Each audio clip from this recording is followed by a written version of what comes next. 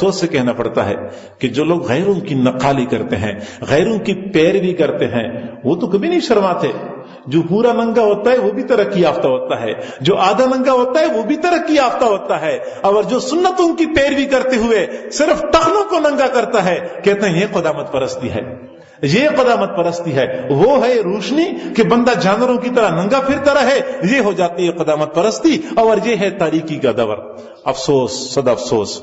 ماں بہنوں سے بھی گزارش ہے، ان کے لیے بھی آپ علیہ الصلوۃ والسلام کی تعلیمات موجود ہیں۔ ازواج مطہرات کے طور طریقے ان کے لیے روشن مینار کا کام دیتے ہیں، ان سے گزارش ہے صحابیات کی پیروی کریں، ازواج مطہرات کی طرح زندگی گزارا کریں۔ رات کو سکرین کے اوپر ہم جو فیشن دیکھتے ہیں، جو طریقہ دیکھتے ہیں، جو لباس دیکھتے ہیں، دن کے وقت اسی طریقے کو اپنانے کے لیے ہم بےتاب و بے چین ہوتے ہیں۔ مائیں بہنیں بیٹیاں بیچاری صبح سویرے گھر سے نکل رہی ہوتی ہیں، کہتے ہیں نیا فیشن آیا ہوا ہے، کوشش یہ کہ میں پہلے سوٹ سلوا لوں تاکہ یہ سبقت اور یہ اعزاز مجھے حاصل ہو جائے، محلے میں کسی اور کو یہ سبقت حاصل نہ ہو جائے، تو ایک دوسرے سے آگے بڑھنے کی کوشش کرتی ہیں کہ ہم بھی غیروں کی طرح لگیں۔ افسوس سے کہنا پڑتا ہے ہمارے پاس ایمان کی دولت موجود ہے۔ حضور علیہ الصلوۃ والسلام کے غلام حضور کی سنتوں کو اپناتے ہوئے ہمیں شرم آتی ہے، حضور کی تعلیمات کے اوپر عمل کرتے ہوئے ماں بہنوں بیٹیوں کو برقع سر پہ رکھتے ہوئے شرم آتی ہے۔ یہ ایمان کی کمزوری کی دلیل ہے۔ جو غیروں کی پیروی کریں نہیں شرماتے، ہم محبوب کی پیروی کریں تو ہم شرمائیں۔ اور کئی لوگ تو نفس پرستی کی وجہ سے ایک قدم اور آگے بڑھ جاتے ہیں۔ وہ کہتے ہیں،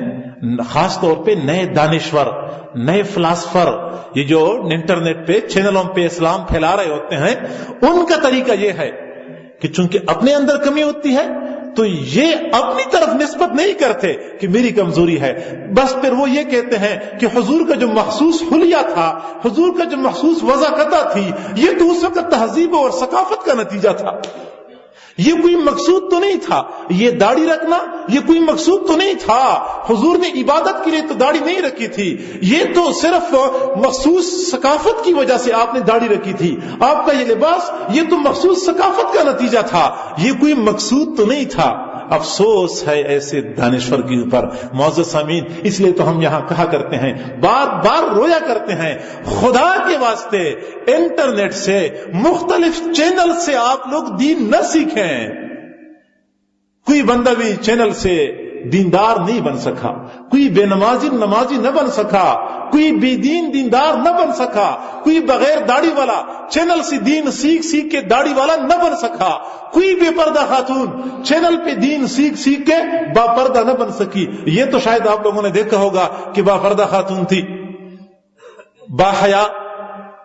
اور با شرم خاتون تھی، لیکن جب اس نے چینل پہ پڑھنا شروع کیا، چینل پہ مختلف لیکچر سننے شروع کر دیے، پھر حالت یہ ہو گئی کہ اب اس کو پردے سے بیزاری ہو رہی ہے، اور وہ پردے کو قدامت پرستی کی علامت سمجھتی ہے۔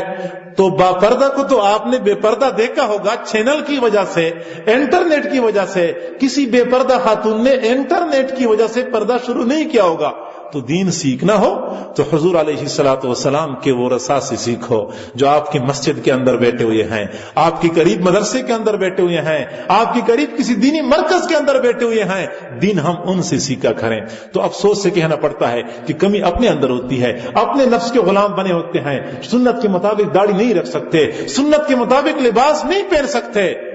پھر الزام حضور کے اوپر لگاتے ہیں کہ یہ تو حضور ثقافت کی وجہ سے، اسی ماحول کی وجہ سے یہ اختیار کر چکے تھے۔